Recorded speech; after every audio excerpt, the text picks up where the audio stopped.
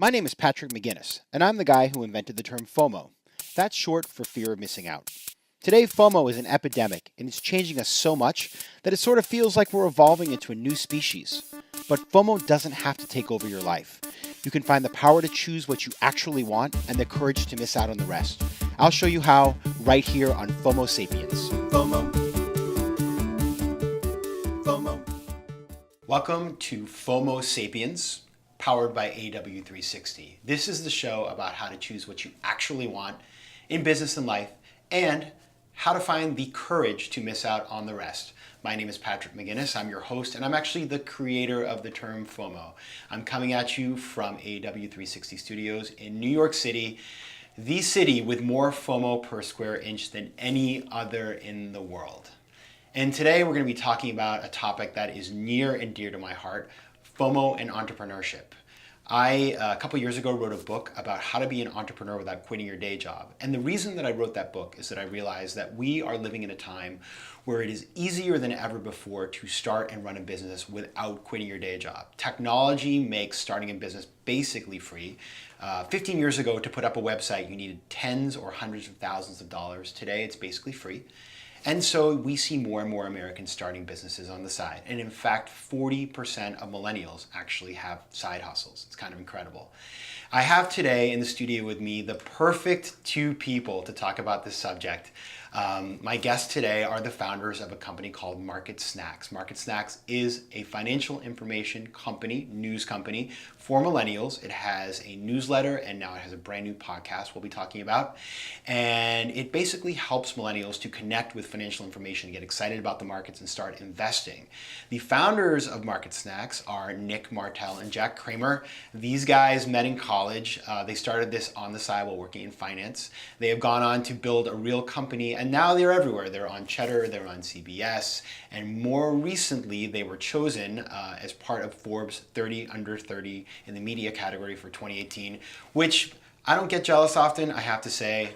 Pangs of jealousy the day I heard that, but also tons of pride in both of the guys. So I want to welcome Jack and Nick here to FOMO Sapiens. Great to be here. Thanks, Patrick.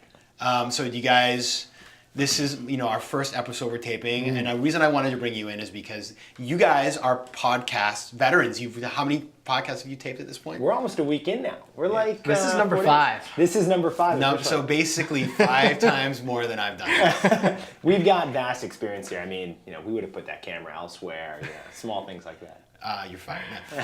All right, so why don't you take me through first of all, how did we meet, Nick? So Nick and I have a good origin story. We have a good origin story too. Yeah. You already told a little bit. This is like superhero origin stories. Okay, start with me and then you tell Jack. Yeah. So just purely fortuitous. I mean, this was nuts.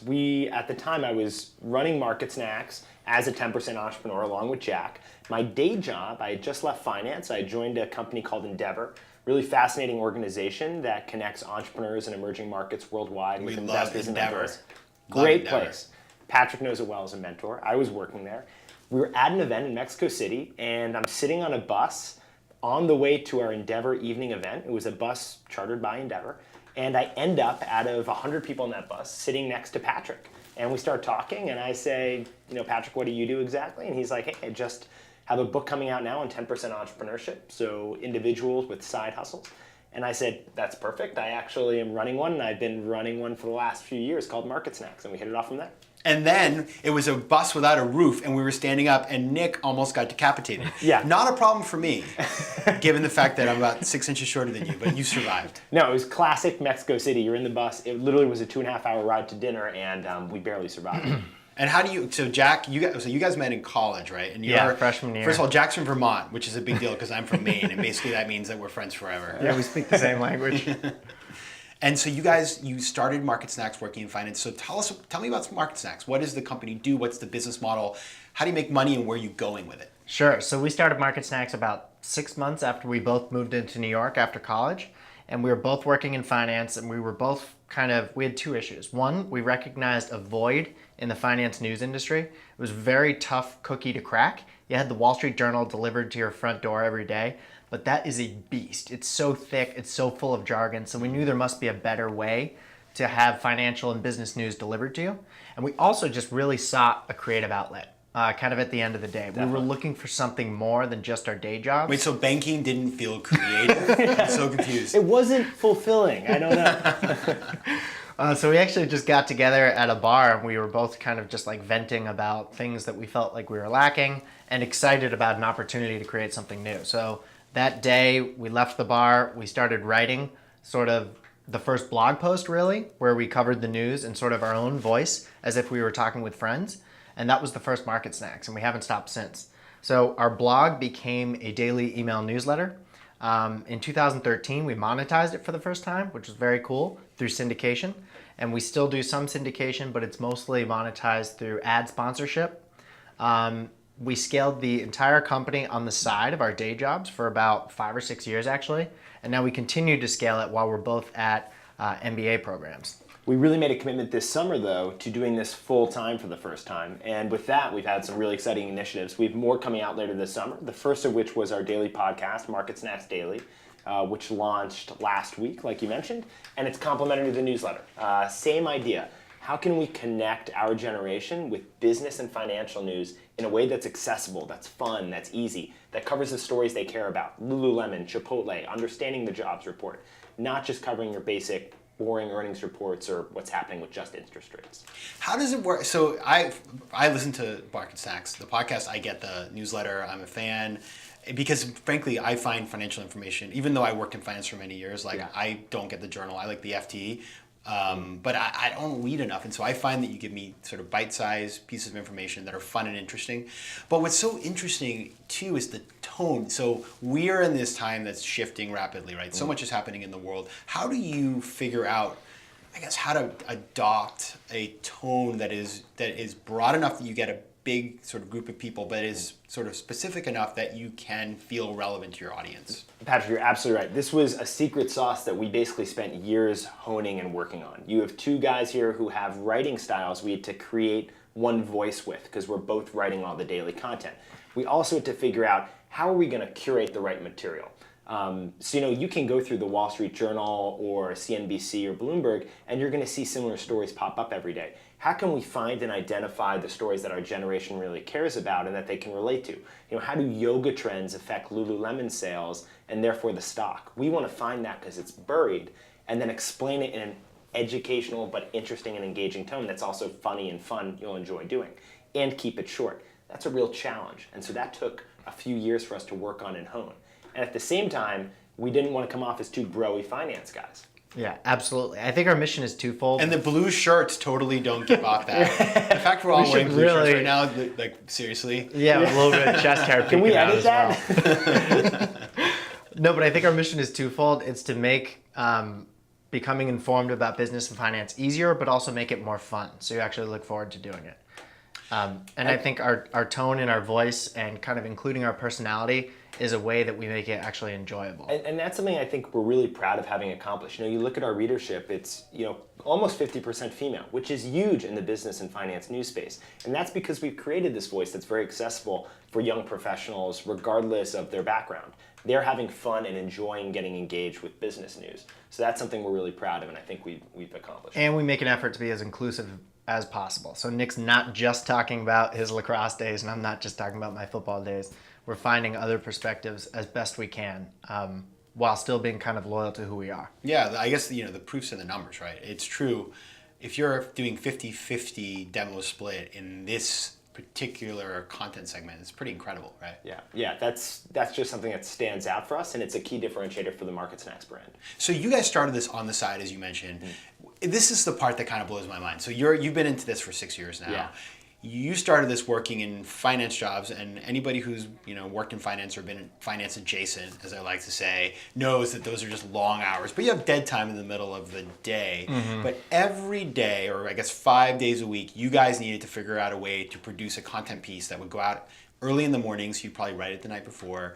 And this is with people who, you guys, you're interesting people. I know, Nick, you were traveling all over the place for your job at Endeavor. Jack, I assume you were mostly based in New York, but you probably, you were probably in Vermont half the time since I know you had to visit your family. How did you guys, did you ever have times where you were like, we just can't do it today? How did you manage to always get the news out in the morning? It's pretty incredible. We have not missed a single day of market action in 6 years. Yeah, we have not missed a day, which is pretty incredible. We lean on each other. Nick will have his ice hockey, pond hockey tournament going on, and on that day, he'll let me know as far in advance as he can, and I'll cover for him.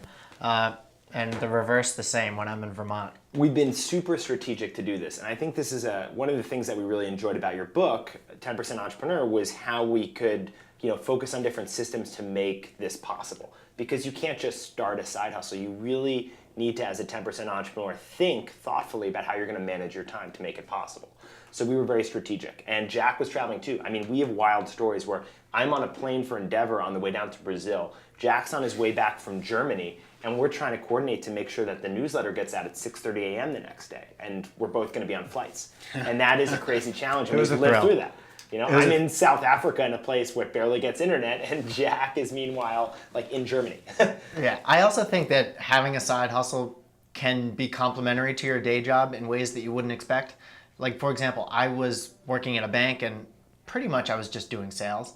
And instead of talking about the weather and traffic at the beginning of a conversation, I could talk about the news stories that I reported on in MarketSnacks, or just the fact that I run this company on the side, and people like to hear about that. And so it can help your day job. And that's why we really encourage, employers that are thinking about whether or not to let their employees have side hustles, definitely do it. It'll keep the employees much more engaged, much more motivated, much more satisfied with their lives, I feel, but also potentially differentiate them from the other people who are making cold calls to potential clients. And just to quickly touch on some of the, efficiencies we found, some of the things we do are, we made clear to have a kind of a one and done policy. So we noticed that when it comes to media and content creation, the biggest friction between founders and writers tends to be on the editing process. Someone writes something, it's very personal to them, someone else edits it, they take offense to that. Jack and I had a system where all right, Jack, if I write something about Chipotle and it's stupid, just edit that thing out. And if Jack writes something about tariffs, and I'm like, dude, this doesn't make any sense, I'll edit it out. Why does he have to write the hard stuff about tariffs? You're about Chipotle. That's the other strategic thing.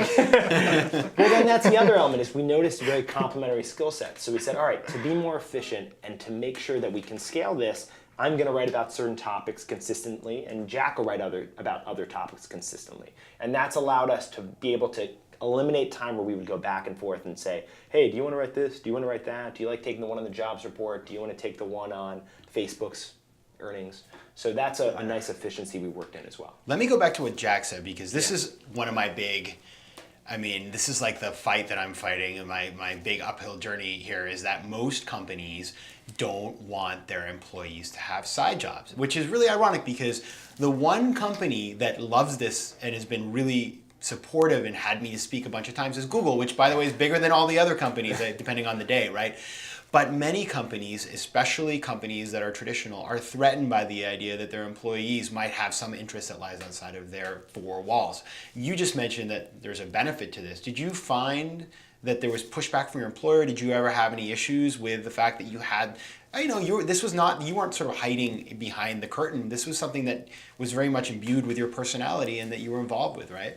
Well, we weren't fully disclosed from the start. Okay. Yeah, we actually had probably 18 months or so. Sometimes you got to ask for forgiveness, not permission. Yeah, so we started MarketSnacks anonymously, didn't have our name on the website, but finally we realized this was something we were going to continue, and we should disclose this to our bosses. And so it was nice to be able to point to our track record of being, high performing people at our day jobs, and being able to articulate how our side hustle, might even have benefited us in some ways.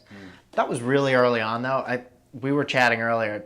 I don't think the term side hustle was even in the parlance back then. Now, I think the benefits are a little bit more tangible, but yeah, change is tough for old companies. But I would really say that the trends are that, we hear all the time that millennials want meaning in their jobs.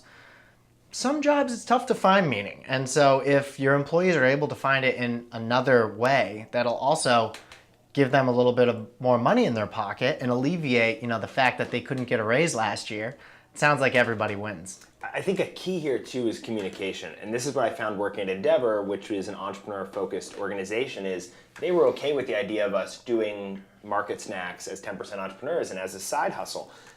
When we started scaling and getting into TV content, Jack and I got into this funny situation where we would go down to do a TV hit for like Cheddar, or go uptown to CBS to do a TV hit as like a millennial voice on the markets at like 8 or 8:30 in the morning, and we'd have makeup on and a suit, and then we'd have to run back to work with like wiping makeup off our face in the bathroom. And that's the kind of thing that like people are gonna notice, and the immediate question is, does this interfere with your core day job responsibilities? I think we did a good job of proactively coming to our firms and saying, hey, this is something we want to do. It benefits the company because it's something we can engage in and maybe also promote the company as well. It's something that makes us more well-rounded employees.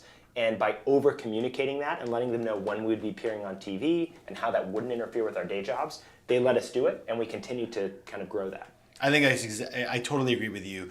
What I always tell people is play by the rules, respect your employer, treat them with a lot of respect, because if you don't do a good job at your day job, then there's no side job at all, because you're just going to be unemployed looking for help, right? So it sounds like you also did that, but this is something that we're going to talk about in lots of episodes of FOMO Sapiens. It's this idea that the world has changed, employers, the train has left the station, and you may not be comfortable with it, but if you think through it, it's actually a very powerful retention tool. Absolutely. And, right? You can become an employer of choice and build loyalty with this young demographic that no one has been able to crack. Like, do either of you guys have side hustles right now, by the way? We're side hustling the side hustles. That's what that'll be, because that we should find pretty meta. We'll find something to do together. But I want to switch gears a little bit, which is there's another topic that's often brought up when we talk about 10% entrepreneurship, side hustles, whatever you want to call it. And by the way, I want to make a specific clarification here. When I think of the side hustle, so my lovely publisher, Penguin Books, who I deeply love, wanted me to call my book The Side Hustle at one point, interestingly enough. And as I did research on that term, I realized a side hustle could be driving for Uber, right? Which is totally fine. There's no issue with the gig economy. Or being a babysitter. But you own none of the intellectual property or the equity that you create. Being a 10% entrepreneur is about being an owner. You guys are creating a business that you could very easily sell one day, hopefully for millions and millions of dollars. But when we talk about these 10% entrepreneurship projects, one pushback that I get, and I had this conversation, I went to this new hotel, it's not the Stanhope Hotel, it's the Stan something hotel. The other night, this very cool restaurant, I'm talking to this Russian woman who has a entrepreneurial venture, and she said to me, how could I ever do anything on the side? If you either have to go all in and suffer for this, or you basically aren't really being an entrepreneur. And you guys are showing a totally different way of doing things, which is doing it on the side.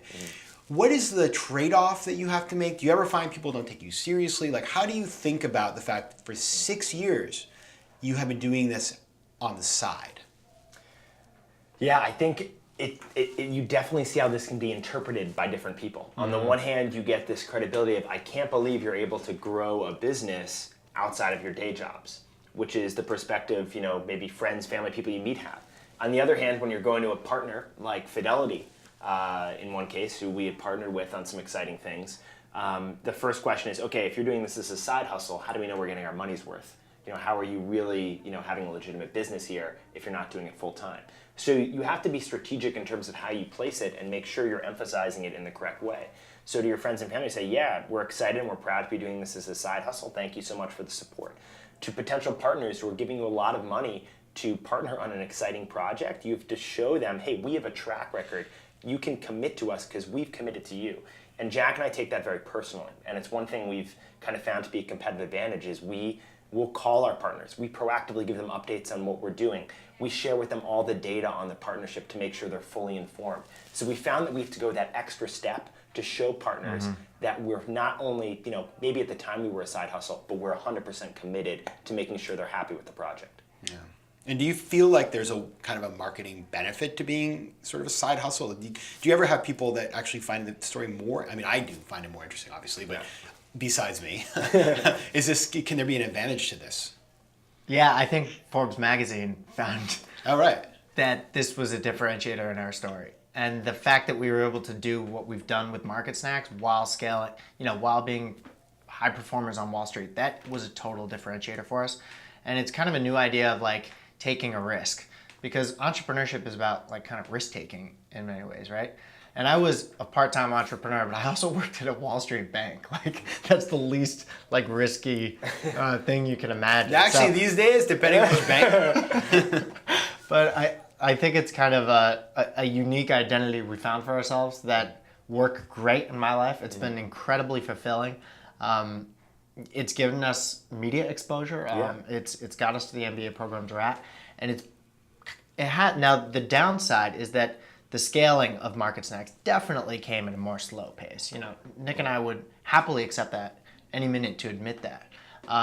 But it's been at a pace that has been so personally fulfilling, and now we're at a position that we're kind of ramping it up a little, and it's a really exciting time. Yeah, I mean, when you're side hustle entrepreneurs, Jack and I pour our heart and soul into the business development, the content creation, and growth of the brand. But that means we couldn't focus on marketing or social media. So what's made us want to commit to MarketSnacks full time is the exciting growth we've seen purely organically, word of mouth, and then through our own press and media coverage that's been generated organically. And to see how much the company has grown just from that, it's shown us when you go full hustle on it, it's like tapping gasoline that hadn't been lit yet. I mean, we're excited about that. Yeah, the and proof that's what of we've seen. concept is so solid from what we've done as side hustle entrepreneurs. Yeah. So it gives us confidence and excitement. It's why we launched a daily podcast last week, and we're excited because we're seeing the results from that already. Yeah, so let's talk about, I want to touch on the podcast because, all the cool kids are having podcasts right now.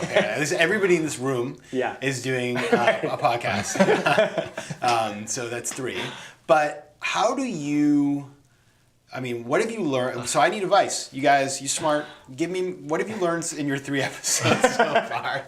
What should I be doing? So you've been here for 23 minutes. Yeah. What should we be doing differently here? Like what are they, why did you do this? Like what kind of drove you to the podcast? Well, first of all, wear a blue shirt. So okay, well, good there. Well, and the other thing is, the core product's already here that makes this successful, which is the banter, the fun, and the conversation.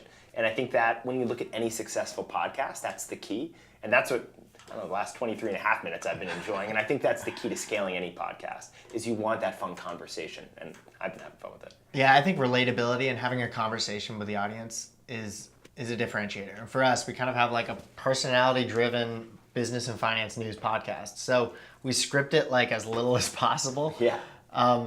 But we also try to leverage kind of the work that we do to create the newsletter to make the podcast more efficient. Mm-hmm. So those are a couple things we do. When you're passionate about something, for us, it's making business news accessible to all. We get testimonials every day from readers and listeners saying, I finally got this job on Wall Street because I listen to MarketSnacks, or I finally feel like I understand what's happening in business news and can chat with my friends about it in a fun way and lead a conversation.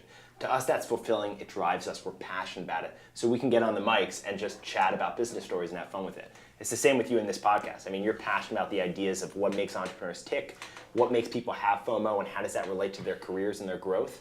And then with 10% entrepreneurship, how you can have a fulfilling career and business while pursuing something uniquely and different. And when you're passionate about it and have a conversation like this, it's a successful podcast. Thank you. Wow, I feel like I feel a little bit better than I did earlier today. I want to switch gears now to, so you guys are both in your MBA programs, which is awesome. Number one, it's interesting. People are a little skeptical these days about the MBA programs, I find. I've had certain friends who I say, well, are you thinking about doing an MBA? I did an MBA. I thought it was very valuable. Not for everybody, but it's definitely, there's been some pushback, especially the fact that we've been, I guess, in 9 years of a boom economy. When we are riding a wave, people don't want to take time away. So was this a FOMO-driven decision to do the MBA, or what kind of got you guys to do this? First of all, I think having the MBA experience has been powerful, fulfilling, and exciting. And what people don't talk about enough, I think, incredibly challenging. That first semester totally kicked my butt. That was really hard. Jack's at the Ross School of Business at Michigan. I'm at Wharton at University of Pennsylvania. And we've managed to also scale a business while in these programs, which has had an extra layer of challenge to it, but also I think made it twice as much as more fulfilling, because we're literally taking in real time what we're learning in class and putting it right back into the business. I would get out of a marketing class and call Jack and be like, hey, Jack, have we thought about like breaking down the numbers like this when we're considering different marketing options? And he's like, I literally just took a class on this last week and I have a spreadsheet ready to go that was covering it. So for us, it's been able to apply things in real time. That's been really fun. Yeah, for me, working at the big bank I worked at and working at MarketSnacks was a very interesting juxtaposition. It was so much more fun kind of doing your own thing. And at the big bank, I learned kind of sales and sort of bona fide like financial analysis. But to be more well-rounded and to be able to have the option to be a full-time entrepreneur and sort of determine my own direction as an entrepreneur, I needed more skills. And I couldn't agree more with Nick. My MBA program is tough. I mean, classes are hard. I think a lot of times you hear that the MBA program is just about the network that you build. The network's huge, but the classes are extremely challenging, and I've learned so many things. Marketing, strategy. Yeah. Strategy's been big about how we place MarketSnacks, even think about the content we do, and also the people we've met. I mean, Jack and I had lunch the other day with one of Jack's classmates, and I'm seeing one of mine tomorrow, and we found that the people you meet at MBA programs are such a supportive, exciting group. I mean, we get texts all the time, like when we launched MarketSnacks Daily, the podcast last week, we're getting texts from our MBA classmates, immediately on this. So it's an incredible amount of support, and these are people who are just fun. You learn so much from them. Their backgrounds are incredible. I mean, it's just a great group to be with. I totally loved my program as well, but I also suffered from massive FOMO and something called FOBO, which is fear of a better option. So for those of you who don't know the story behind FOMO and FOBO, and I think you guys do, when I was a student at Harvard Business School, I wrote an article making fun of all of my classmates and I because of this FOMO and FOBO that I observed. FOMO, fear of missing out, FOBO, fear of a better option. The idea that we're all trying to do everything we can to keep up with our classmates, but at the same time, we're also collecting options and maybe not deciding. So I'm sure you guys both lived in New York before. You've seen the classic Friday night flake where you've got your friend who's got 7 different sets of plans, and then you're coming in like second or third on the list, and they just don't show up. You can tell. Oh yeah, guy. Everybody. I mean, we all have that. It's that ex friend, right? Because who has. It kills relationships over time. But do you see, in your programs, an enhanced level of FOMO and FOBO vis-a-vis your lives before going into the MBA programs? So it's funny. It's like almost impossible not to have FOMO at business school because there's so much stuff going on. You're getting texts about this speaker coming in one day. You've got... You've literally got the former CEO of Apple coming in one day, and then you've got, at the same time there's... You got the Amazon case competition. Right. Everyone wants to get the internship with Amazon. And then there's a flight going out because someone's, planned a last-minute trek to Japan to meet with business leaders that you could jump on. And the Entrepreneur Club is looking for new VPs, which would look real nice on your resume. And this is all at 6 p.m. on a Tuesday. So it's impossible not to feel that FOMO at first. But we were talking about this a lot before in preparation for this podcast, and there are a few different things we found that help you manage that because in reality, you almost shouldn't have FOMO with it because you know that you can't do it all. And I think that there's a sense of peace that comes. I found this from an executive coach we had at Wharton who I was talking with, who said, look, the reality is whether you're choosing between which blue shaded shirt you're going to put on in the morning or whether or not you're going to do one of these great MBA program opportunities, you're going to have a regret. And once you realize and recognize that regrets are inevitable, it kind of helps you come to peace with them and say, okay, no matter what, I'm going to have this feeling, so let's not embolden it and let it have an impact on my life. So just go with whatever option makes the most sense. And don't worry about fearing about the other options because they're inevitable no matter what. You're always going to have that, even if you made the right choice or the wrong choice. Words of wisdom from Nick Martell. All right, guys, so tell us where we can find MarketSnacks, how we can sort of get involved in the community. Well, it's an exciting community to be a part of, and we have even more coming out for the MarketSnacks community this summer, which we're really excited about. But to start, you go to the website, marketsnacks.com, subscribe, put in your email address so you can get the daily email newsletter. It's our core product, breaking down the business and finance news of the day to make it fun, interesting, and easy. And then you can check out the podcast. Yeah, our podcast is so much fun. It takes 15 to 20 minutes, so it's perfect for... I have a shower radio. Do you have a shower radio? No, I want to... Well, afterwards you can show me how to get one because I really want one. It's so empowering, using those moments in the shower instead of just shampoo. It's the perfect time to listen to business and finance news. The time of our podcast is perfect for the shower, when you're getting ready, when you're working out, or on your commute. And you'll really have fun. We'll break down the top 2 or 3 business and finance news stories. We'll say what it means for the company that the news story was about, or what it means for you personally. And we'll give you kind of concrete takeaways that you can go out and use in your job, or use when you're talking to people at dinner, or use at the weekend for conversation starters. And business and finance is so important. It's driving politics.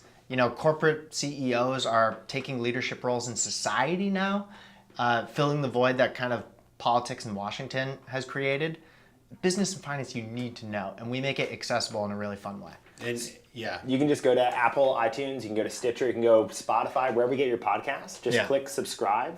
And it comes out every morning, both the newsletter and the podcast. and then you got to rate it. You got to rate the podcast because that Yeah. drives. I mean, this is one of those things. Yeah. All right, guys. Well, thank you so much, Nick, Martell, Jack, Kramer. Patrick. So I'm a big fan of MarketSnacks. That's why I had these guys in here. Not just because they built their business part-time, which is near and dear to my heart, but because I actually use the product and I really like it. So if you're interested in the market, you don't have to be a millennial, although it might help you understand some of the lingo they drop in their podcast and in their daily email. And with that, I want to wrap up. Thanks for joining us today. If you want to find out more about FOMO Sapiens, find out more about part-time entrepreneurship, or find out more about me, you can go to my website, www.patrickmcginnis.com, where you'll have all kinds of information, links to all my social, and anything else you could ever want in the world of FOMO. Thanks for joining, and I'll see you next time on FOMO Sapiens. FOMO. FOMO.